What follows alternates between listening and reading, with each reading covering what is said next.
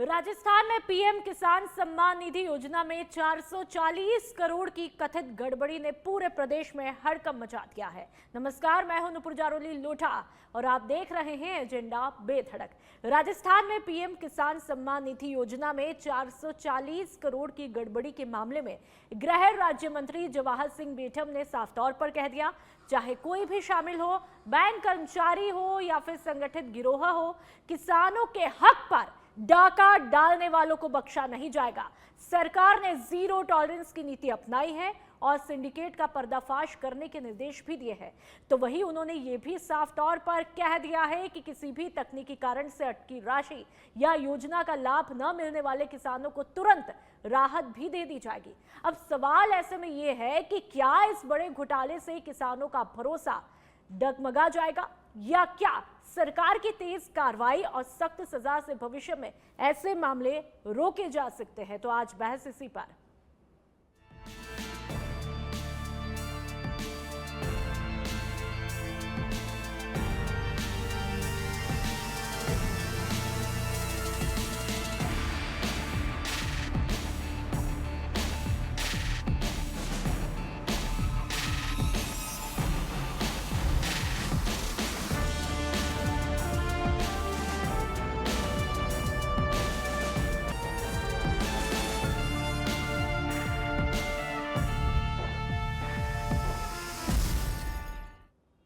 और चलिए अब चर्चा का आगाज करूं उससे पहले तमाम मेहमानों से आप लोगों का तारुफ मैं करवा देती हूं। डॉक्टर चेतन राजपुरोहित जी बीजेपी के प्रवक्ता के तौर पर हमारे साथ में मुखातिब हुए हैं और कुछ ही देर में कांग्रेस के प्रवक्ता भीमराज जाखड़ भी हमारे साथ में जुड़ेंगे। साथ ही कुछ ही देर में किसान नेता रामपाल जाट भी हमारे साथ में मुखातिब होंगे। सबसे पहले बीजेपी के प्रवक्ता डॉक्टर चेतन जी, सबसे पहले तो आपका बहुत बहुत स्वागत है सच बेधड़क पर। अब सवालों का रुख मैं करूंगी। चेतन जी, एक बात बताइए, 440 करोड़ रुपए का घोटाला किसान सम्मान निधि को लेकर के आप लोगों का मैनेजमेंट इतना तो मजबूत है कि हर एक चीज आप तक पहुंचती होगी, तो क्या इतनी बड़ी राशि का घोटाला नाक के नीचे से हो जाता है और आप लोगों को भनक तक नहीं पड़ती है? नुपुर जी, देखिए, सबसे पहले आपने कहा था किसानों का भरोसा डगमगाएगा। नहीं डगमगाएगा। क्यों? क्योंकि हमने 125 से बोनस बढ़ाकर 150 किया गेहूं की एमएसपी पर। क्योंकि हमने 99,962 हेक्टेयर में अत्यधिक सिंचाई दी है। क्योंकि हमने 50,000 करोड़ का ब्याज मुक्त किसानों को ऋण दिया है। क्योंकि हमने 20,000 किलोमीटर तारबंदी की अनुदान के साथ 45,000 रुपए मैक्सिमम। क्योंकि हमने 3,496 पंचायतों में वर्मी कंपोस्ट के केंद्र स्थापित किए हैं। क्योंकि हमने 50,000 सोलर पंप किसानों के लगाए हैं। क्योंकि हमने 160 करोड़ रुपए की कृषि उपकरणों पर अनुदान देने का काम किया है। और भी बहुत बड़ी लिस्ट है, मैं बता सकता हूं, लेकिन मैं बताऊं मूल मुद्दे पर जी। जैसा कि जवाहर सिंह जी मैडम ने कहा है, माननीय गृह राज्य मंत्री जी ने कहा है कि जो भी इस घोटाले में लिप्त है, चाहे बैंक कर्मचारी हो और चाहे अन्य एजेंसियों और चाहे संगठित गिरोह, सरकार की तरफ से जांच प्रक्रिया में तेजी से जांच प्रक्रिया आगे बढ़ रही है। अभी कुछ बातें हैं जो जांच प्रक्रिया जब जारी रहती तो बता नहीं सकते ऑन एयर। चेतन जी, ये तो प्रोसेस के बाद की बात है। आप तो ये बताइए, इतनी नौबत ही क्यों आती है कि 440 करोड़ का घोटाला हो जाता है? एक बहुत बड़ी रकम होती है और ऐसा तो है नहीं कि सरकार को कानों कान इसकी खबर नहीं लगी होगी। जांच प्रक्रिया तो बहुत बाद की बात है। आप तो ये बताइए, घोटाला हुआ कैसे? इतनी बड़ी राशि क्या बिल्कुल भनक तक नहीं पड़ती है? लगातार आप लोग जो दावा करते हैं अच्छे मैनेजमेंट का, लगातार मुख्यमंत्री भजनलाल शर्मा इतना एक्टिव भी दिखाई देते हैं, किसानों के हितों की बातें करते हैं, आखिरकार ये होता कैसे है घोटाला? जांच पर सवाल तो मैं बाद में करूंगी। घोटाला पकड़ में भी तो आया है ना।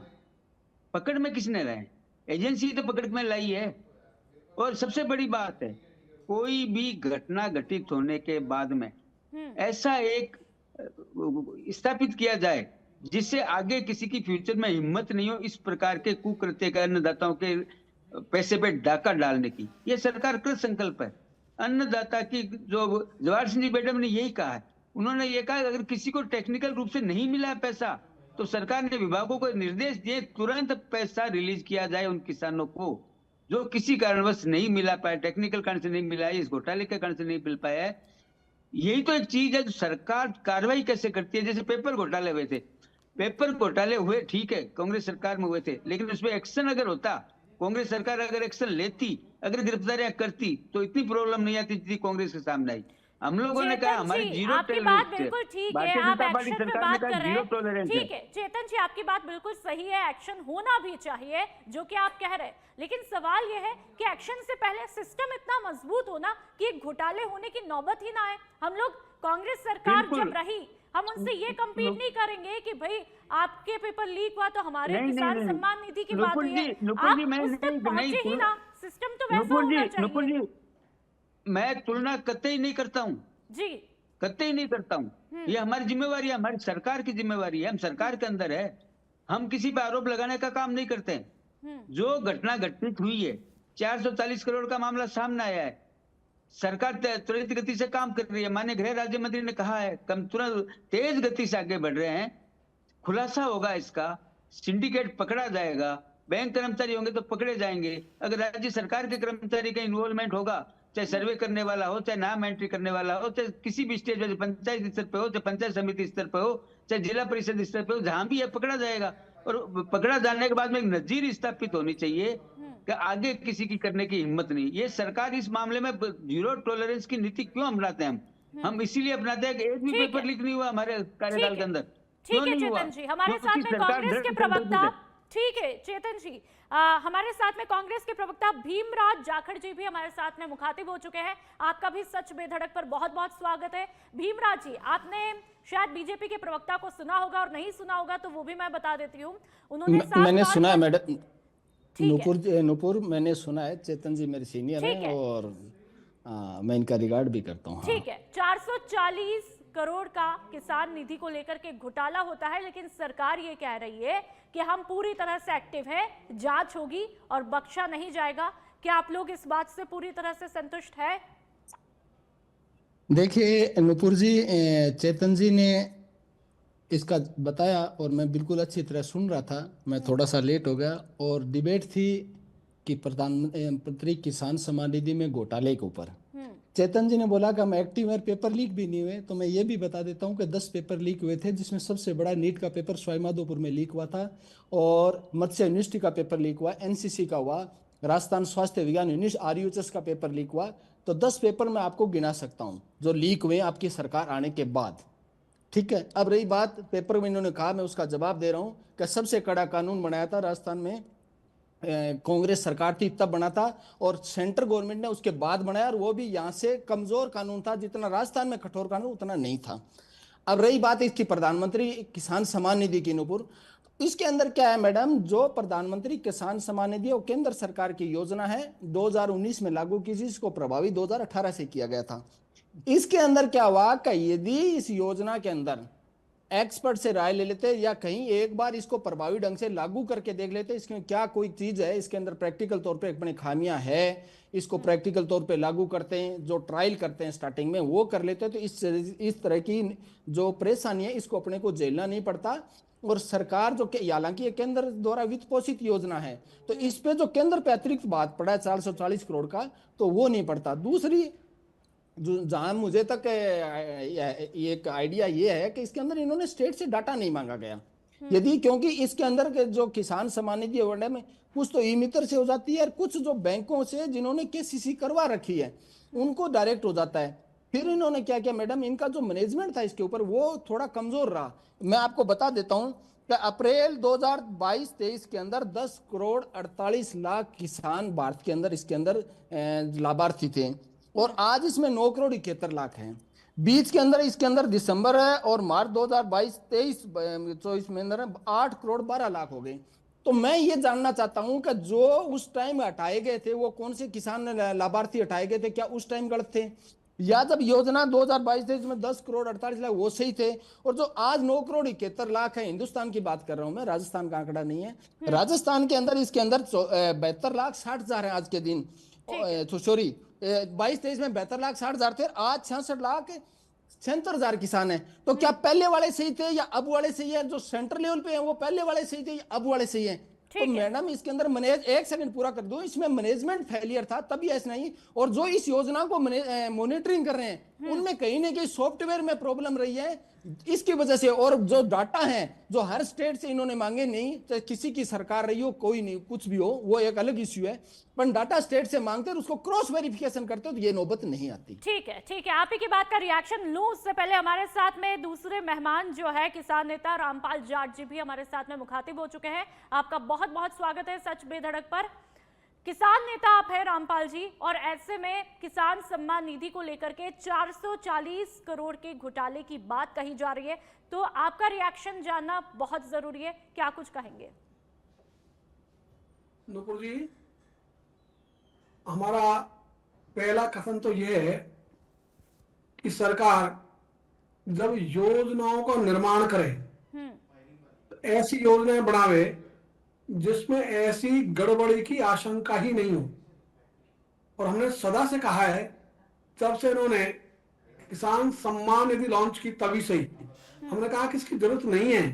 किसान अन्नदाता है, वो दाता ही बढ़ाना चाहता है, वो मंगता नहीं बनना चाहता। किसान अपना हाथ भिखारी की तरफ फैलाना नहीं चाहता। आप ये किसान सम्मान निधि मत दो हमें। मैं एक दूसरा आंकड़ा देता हूं कि आप हमें क्या दो, आप हमें दो न्यूनतम समर्थन मूल्य जो आप घोषित करते हो वो हमें दे दो हमारी उपजों का। तो आप 2000 से लेकर 2025 तक 110 लाख करोड़ रुपए का घाटा हुआ है किसानों को। आप 110 लाख करोड़ का जो घाटा है उसको तो आपको हम लटका दे रहे। तो आप यदि मैं ये कहावत कहूं कि ऐरण की चोरी करे और करे सुई को दान, तो सुई का दान करो और उसका ढोल बजाते रहो।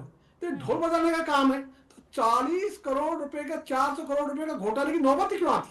यदि आप किसानों को उनके उपजों को दाम दे दो तो आपको किसान सम्मान निधि देने की आवश्यकता ही नहीं है। आप ये क्यों नहीं करते? हम दे देंगे सम्मान निधि किसान आपको। हमारा मूंग, हमारा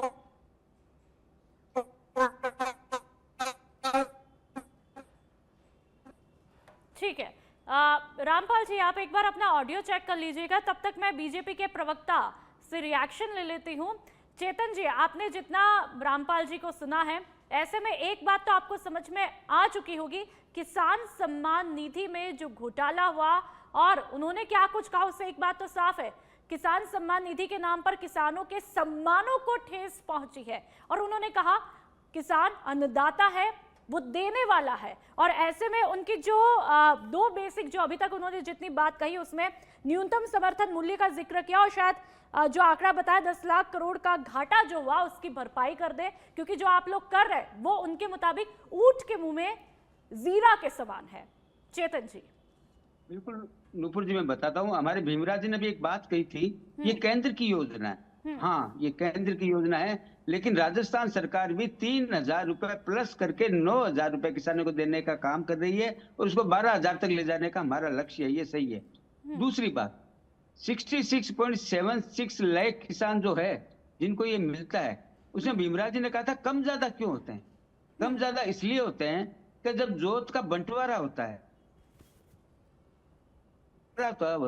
एक समय में एक भाई होता है, बाद में 3 किसान हो जाते हैं, छोटी छोटी जोत हो जाती है उनकी। मैं ये मानता हूं, मैं भी एक गांव का रहने वाला हूं। रामपाल जी कह रहे थे कुछ नहीं है, ये उस व्यक्ति को पूछिए जो गांव की ढाणी के अंदर अपने कच्ची झोपड़ी में रहता है। उसको जब किसान सम्मान निधि मिलती है तब उसको पता चलता है कि, क्योंकि पैसे वाले आदमी को नहीं लगता, उसको लगता है ये बिल्कुल बेकार है।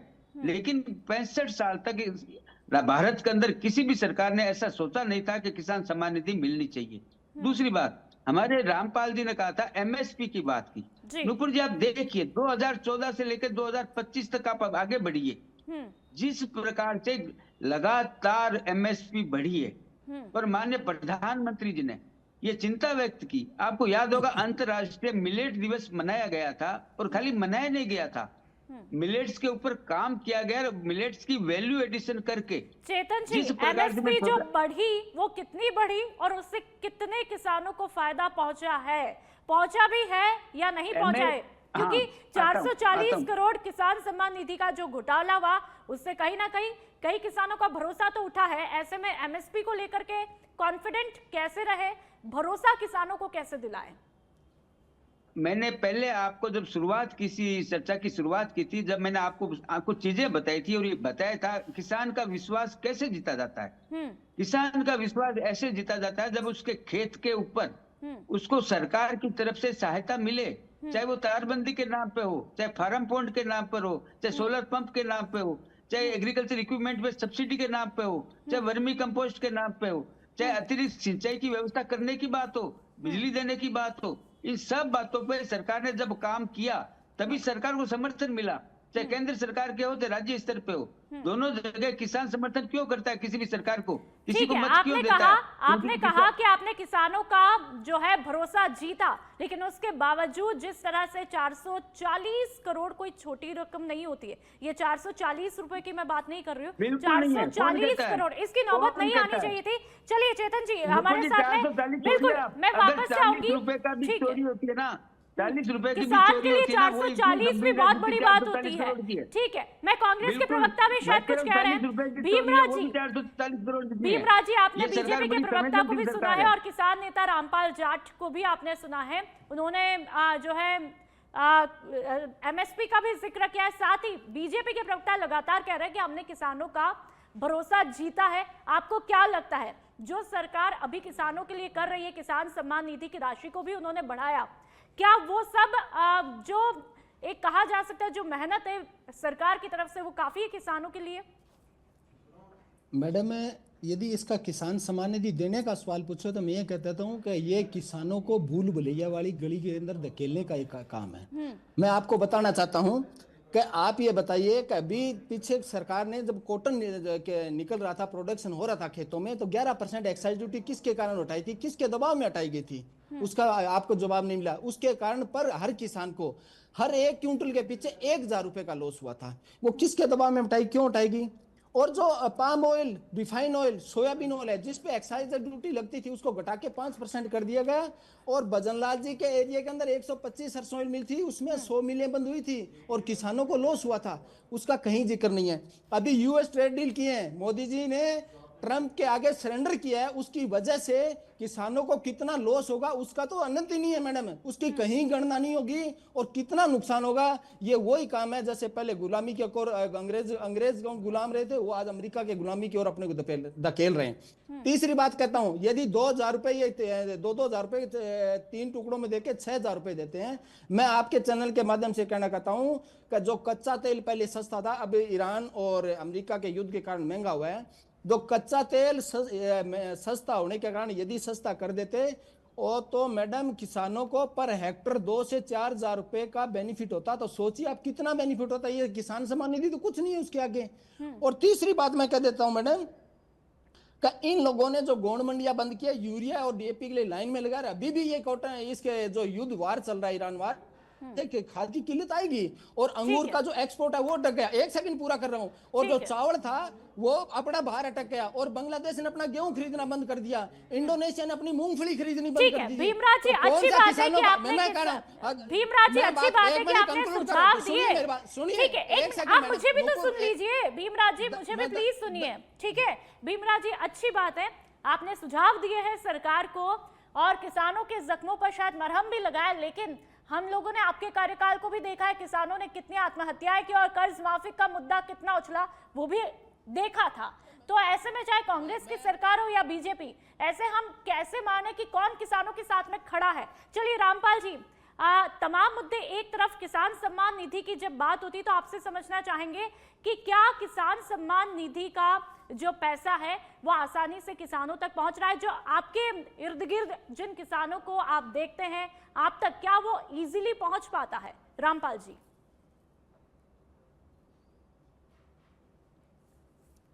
लगता है रामपाल जी का जी ये जो डीप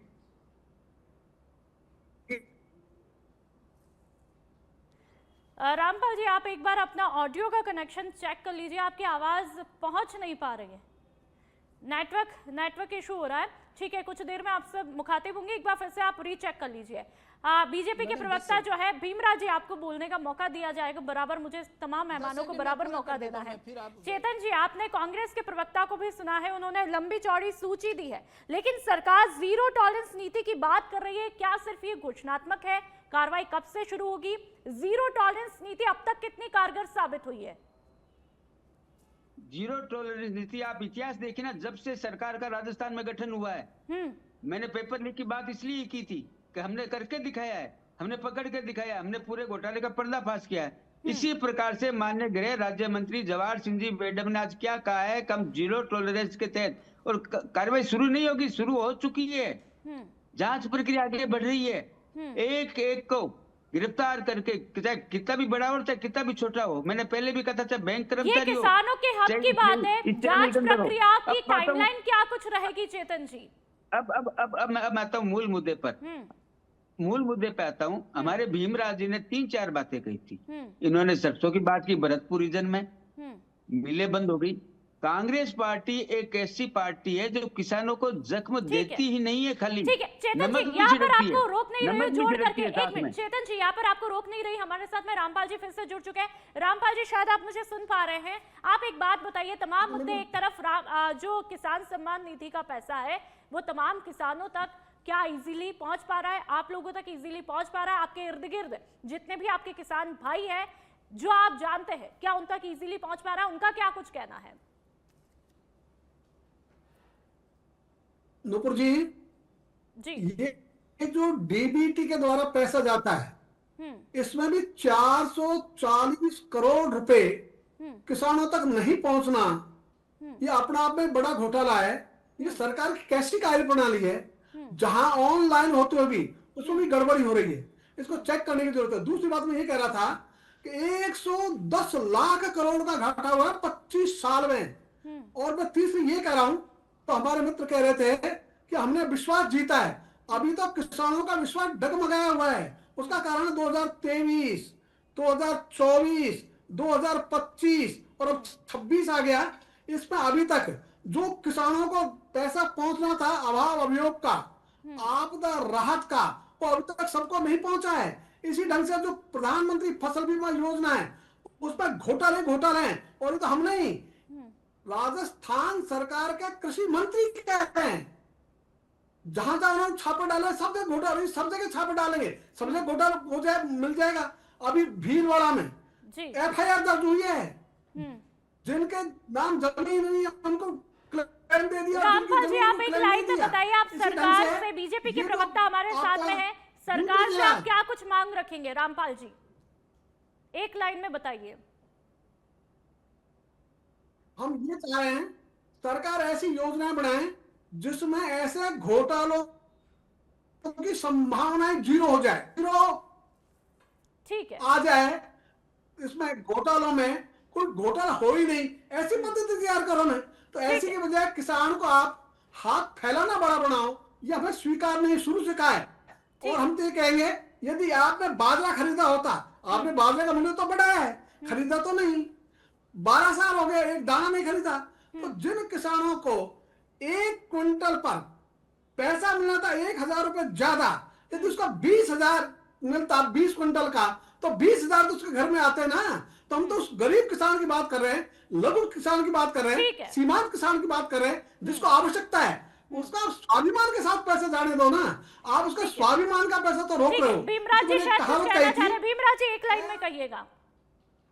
मैडम, ये कहना चाहता हूं कि प्रधानमंत्री फसल बीमा योजना आजाद भारत का सबसे बड़ा घोटाला है, उसको समझने की जरूरत है। उसमें मैडम 10 कंपनियां हैं, जिसमें 7 तो प्राइवेट है, 3 सरकारी हैं। सरकारी कंपनियां नो लॉस नो प्रॉफिट में है, और प्राइवेट कंपनियों का 50,000 करोड़ से ऊपर का घोटाला है। उसको मैं ये पूछना चाहता हूं कि उसमें 2021 का क्लेम बकाया, 22 का क्लेम बकाया, 23 का क्लेम बकाया है, उसको कब दोगे? और जो किसानों पर इन्होंने जो काले कानून थोपे थे, रावला गढ़साना आंदोलन में इन किसानों को गोलियों से बुंदा, कौन से किसानों की भले की बात करे? और तीसरी बात और कहना चाहता हूं, इनको मैडम सिर्फ कॉर्पोरेट कंपनियों को जमीनें देनी है, और वो कंपनियों के नाम पे ये सरकार, मैं बता रहा हूं, एक जगह पूरी कर रहा हूं। और इन्होंने पूंजीपतियों का 9,56 करोड़ रुपए कर्जा माफ किया। भीमराज जी, आप ही की बात का रिएक्शन ले रही हूं। चेतन जी, आपने रामपाल जाट जी को भी सुना है और कांग्रेस के प्रवक्ता को भी सुना है, और यहाँ पर किसान नेता खुद आपके साथ में है, ऐसे में उनकी क्या कुछ डिमांड है वो भी आपने जो है वो सुनी है। लेकिन एक सवाल ये भी रहेगा कि आपने कार्रवाई की बात तो कही है, आश्वासन भी दिया है, लेकिन उस बीच 440 करोड़ का जो हक है, जो जिन किसानों का मारा गया, उनके लिए अब क्या कुछ होने वाला है? क्योंकि कार्रवाई तो चलती रहेगी, लेकिन अब तक जिन किसानों का हक था उनका क्या कुछ रहेगा? रामपाल जी ने भी कहा था डीबीटी के माध्यम से इसीलिए शुरू किया गया था कि लीकेज खत्म हो नहीं हो, लेकिन जिस प्रकार की घटना घटित हुई है 440 करोड़ की, उसमें कार्रवाई करने की बात गृह राज्य मंत्री ने कहा, पार्टी कह रही है, मैं भी कह रहा हूँ कार्रवाई चल रही है, कुछ बातें वो नहीं कह सकते। दूसरी बात, हमारे मित्र रामपाल जी ने यह भी कहा था किसान हाथ फैलाने वाला है, किसान कभी हाथ नहीं फैलाता, अन्नदाता हाथ नहीं फैलाता है।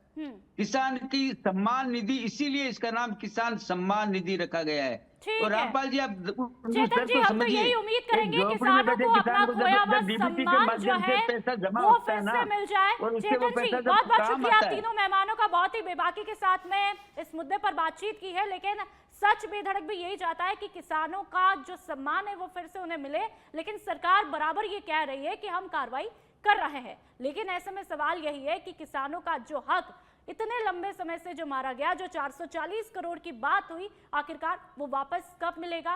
कब कार्रवाई के बाद दूध का दूध, पानी का पानी होगा? इसी के साथ इस शो में इतना ही। आप देखते रहिए सच बेधड़क। नमस्कार।